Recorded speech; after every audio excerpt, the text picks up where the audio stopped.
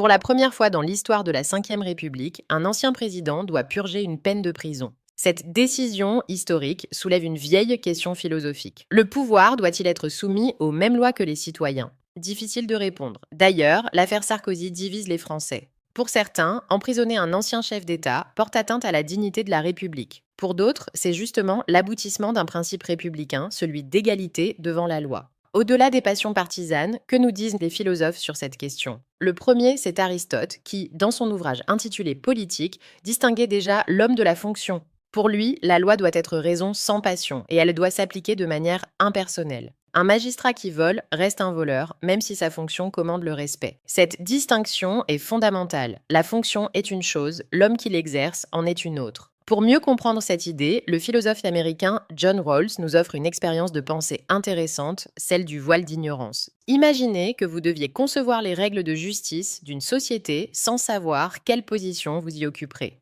Vous pourriez être président, sénateur ou simple citoyen. Vous pourriez être riche ou pauvre. L'idée, c'est que ce serait totalement aléatoire. Le résultat, c'est que vous choisiriez naturellement un système où la loi s'applique également à tous, car vous pourriez vous retrouver dans n'importe quelle position sociale. Le problème, en effet, c'est que si la justice varie selon le justiciable, elle perd son impartialité. Si un voleur de poules créait un système judiciaire, il aurait tendance à exempter les voleurs de poules. Ça donne de quoi réfléchir. Bon, je m'arrête là pour le moment. Dans une seconde partie, on regardera des positions d'autres philosophes. En attendant, ciao touti et à bientôt.